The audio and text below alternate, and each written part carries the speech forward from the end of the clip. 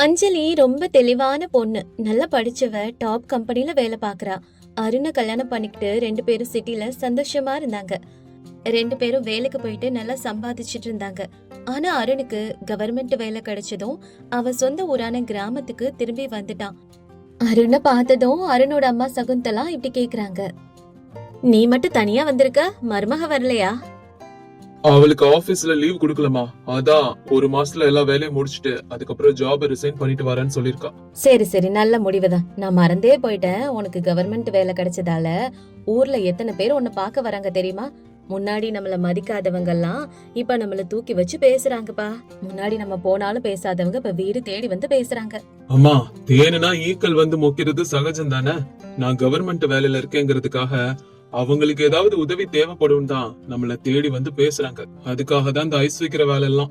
ஆமாடா அருண், நீ சொல்றதும் சரிதான். அங்க அருணோட அப்பா ராகவையா வர்றாரு. என்னப்பா, பயணம்லாம் எப்படி இருந்துச்சு? மருமக வரலையா என்ன? இல்லப்பா, அவளுக்கு கொஞ்சம் லீவ் கிடைக்கல, அதனால கொஞ்ச நாள் கழிச்சு வரேன்னு சொல்லிருக்காப்பா. சரிப்பா சரிப்பா. அப்புறம் நீ இன்னைக்கு ஜாயின் பண்ணுமா? ஆமாப்பா, இன்னைக்கு ஜாயின் பண்ணும். தன்னோட அப்பா கிட்ட அப்படி சொன்ன அருண் சீக்கிரமாவே கிளம்பி ஆபீஸ்க்கு போயிடுறான். அதுக்கப்புறம் அருணோட அம்மா அப்பா வெளியில கிளம்பி போறாங்க. அப்ப அடட, வாங்க வாங்க, அருணுக்கு கவர்மெண்ட் வேலை கிடைச்சிருச்சாமே, ரொம்ப சந்தோஷம். இதுக்கப்புறம் உங்களுக்கு எந்த கஷ்டமும் இல்ல. நல்லா புள்ளைய படிக்க வச்சு வேலையும் வாங்கி கொடுத்துட்டீங்க. ஊர்ல இருக்க எல்லாரும் இப்படி சொல்லவும் ராகையாவும் சகுந்தலாவும் இத கேட்டு ரொம்ப சந்தோஷப்படுறாங்க. நாட்கள் ஓடுது. உறவுக்காரங்க, பழக்கம் இல்லாதவங்கன்னு எல்லாரும் வீடு தேடி வர ஆரம்பிக்கிறாங்க. முன்னாடி அவமானப்படுத்தினவங்களே இப்ப அருணுக்காக வரத பார்த்து அவங்களுக்கு ஆச்சரியமா இருக்கு. அடுத்த நாள் காலையில அஞ்சலி வீட்டுக்கு வந்துடுறா. மாமனார் மாமியார் அஞ்சலிய பார்த்து ரொம்ப சந்தோஷப்படுறாங்க. அஞ்சலி நேரா அருண் கிட்ட போறா. என்னங்க, எனக்கு ஒர்க் ஃப்ரம் ஹோம் கொடுத்துட்டாங்க. இதுக்கப்புறம் நான் இங்க இருந்தே வேலை பார்த்தா போதுங்க. இத கேட்ட அருண் ரொம்ப சந்தோஷப்படுறான். அப்புறம் வர வழியில சோமியா ஃபேமிலிய பார்த்தேங்க. அவங்க என்கிட்ட ரொம்ப அன்பா பேசினாங்க. கல்யாணத்துக்கு அப்புறம் அவங்க நம்மள எப்படி நடத்துனாங்கன்னு உங்களுக்கு ஞாபகம் இருக்கா? ஆனா இப்ப அந்த அன்பெல்லாம் எங்க இருந்து வந்ததுன்னே புரியல. அதுவா அஞ்சலி, அவங்க இப்போ ஒரு நிலம் ரிஜிஸ்ட்ரேஷன் பிரச்சனையில மாட்டிக்கிட்டாங்க. அந்த வேலை எங்க ஆபீஸ்ல தான் முடியணும். அதுக்கு என் ஹெல்ப் தேவைப்படுது. அதனாலதான் புதுசா வந்து உன்கிட்ட அன்பு காட்டுற மாதிரி பேசுறாங்க. இதுதான் அஞ்சலி காரணம். சும்மா எல்லாம் அவங்க அப்படி பேசுவாங்களா? உனக்கு தெரியாதா என்ன?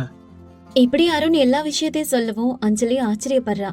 அதுக்கப்புறம் அருண் ஆபீஸ்க்கு போயிடுறான். கொஞ்ச நேரத்திலே சுப்பையாவும் அவனோட மனைவி சுந்தரியும் வீட்டுக்கு வராங்க. கையில ஏதோ பொருள் வச்சுட்டு வராங்க. இத பார்த்து அஞ்சலி போன்ல யார்கிட்டயோ பேசுற மாதிரி நடிக்கிறா. ஆமாடா, நானும் பார்த்தேன். முன்னாடி நம்மள அவமானப்படுத்தினவங்க எல்லாம் இப்ப நம்ம கிட்ட அன்பு காட்டுற மாதிரி நடிக்கிறாங்க. இதெல்லாம் உங்களுக்கு அசிங்கமாவே இல்லையா? அவங்க வேலை ஆகுற வரைக்கும் நடிப்பாங்க, அதுக்கப்புறம் பழையபடி. அப்படிப்பட்டவங்க கண்ணுல பட்டா அவங்களுக்கு அன்போட காஃபி டீ கொடுப்பேன், ஆனா அதுல விஷம் கலந்து கொடுப்பேன். இத கேட்டதும் சுப்பையாவும் சுந்தரியும் பயந்து போய் ஒருத்தர் பாத்துக்கிறாங்க.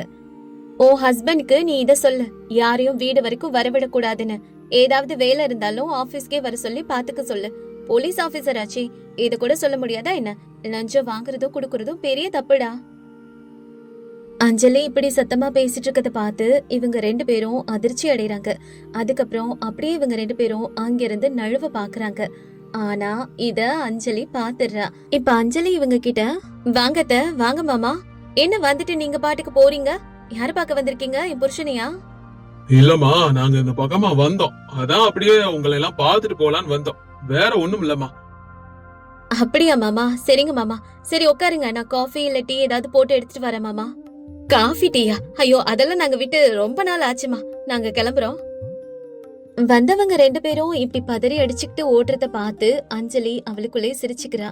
அதே மாதிரி இன்னும் சில பேர் வராங்க. லஞ்சு கொடுக்க நினைக்கிறாங்க. அஞ்சலி அவங்களையும் மறைமுகமா மிரட்டி விரட்டுறா. நாயை விட்டுடுவேன், போலீஸ கூப்பிட்டுருவேன், விஷம் வச்சு கொடுப்பேன்னு அஞ்சலி வந்ததுல இருந்து ஊரே அவங்க வீட்டுக்கு வர பயப்பட ஆரம்பிக்குது. இதெல்லாம் பார்த்துட்டே இருக்க சகுந்தலா ஒரு நாள் அஞ்சலி கிட்ட இப்படி கேக்குறாங்க, என்னம்மா அஞ்சலி, நீ ஊர்ல இருந்து வீட்டுக்கு வந்ததுக்கு அப்புறம் யாருமே நம்ம வீட்டுக்கு வர்றதில்ல, அப்படி என்ன பண்ண? அஞ்சலி நடந்த எல்லாத்தையும் சொல்றா. இத கேட்டதும் சகுந்தலா பயங்கரமா சிரிக்கிறாங்க. அஞ்சலி, ரொம்ப நல்ல காரியம் பண்ணம்மா. உனக்கு தைரியம் அதிகம்தான். எனக்கே இந்த ஐடியா எல்லாம் தோணல. எல்லாரும் வந்து பரிசு பொட்டலம்னு கொடுக்கறாங்க. நான் இது வரைக்கும் அதெல்லாம் வாங்க கூடாதுன்னு தான் எதுவுமே வாங்கினதே இல்லம்மா. அத்தை, நீங்க நல்ல விஷயம் பண்ணிருக்கீங்க அத்தை. இதுக்கப்புறம் நம்ம வீட்டுக்கு யாரும் வர முடியாது. கண்டிப்பா பயப்படுவாங்க அத்தை. அப்பா அங்க வந்த அருண் இதெல்லாம் கேட்டுட்டு இப்படி சொல்றான். அஞ்சலி, நீ செம ஸ்மார்ட்டா இருக்க. ஆபீஸ்ல சிசிடிவி இருக்கிறதால அங்க யாரும் லஞ்சம் கொடுக்க பயப்படுவாங்க. அதனால வீட்டுக்கே தேடி வந்து சில பேர் லஞ்சம் கொடுக்க ட்ரை பண்ணிட்டு இருந்தாங்க. நானும் எப்படி எல்லாமோ அவங்கள எல்லாம் தடுத்து அனுப்பி வச்சிருக்கேன். ஆனா நீ வந்ததுக்கு அப்புறத்துல இருந்து யாருமே நம்ம வீட்டுக்கு பெருசா வர்றதில்ல. நீ ஏதோ பண்ணிருக்க, நீ ஏதோ அவங்கள பயமுறுத்தி வச்சிருக்க, அதனாலதான் வர்றதில்லன்னு நினைக்கிறேன். அப்படி என்னதான் பண்ண? அப்படியாங்க? அதெல்லாம் ஒண்ணும் பெருசா பண்ணல. டீல விஷம் கலப்பேன், நாயை விட்டு கடிக்க விடுவேன், போலீஸ கூப்பிடுவேன்னு இப்படி சின்ன சின்னதா தான் சொல்லி மிரட்டினேன். அவங்க அதெல்லாம் உண்மைன்னு நம்பி ஓடிட்டாங்க. அதனாலதான் இப்ப நம்ம வீட்டுக்கு யாருமே வரதில்ல. நல்ல வேளை அஞ்சலி, நீ பிளான் பண்ணி இப்படி எல்லாம் பண்ண. இல்லனா பெரிய தொல்லையா போயிருக்கும். நீ பயங்கரமான புத்திசாலி அஞ்சலி. உன்னை நினைச்சா பெருமையா இருக்கு.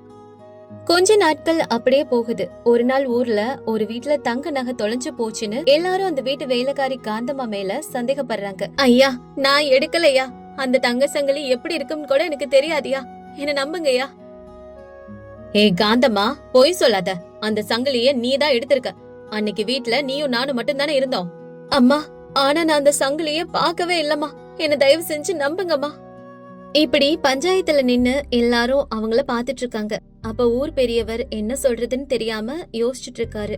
அப்ப இதெல்லாம் பாக்குற அஞ்சலி இப்படி சொல்றா. இது ஒன்னும் அவ்வளோ பெரிய பிரச்சனை இல்ல. என் புருஷனுக்கு ஒரு போலீஸ் ஃப்ரெண்ட் இருக்காரு. அவர்கிட்ட ஒரு ஸ்னிஃபர் நாய் இருக்கு.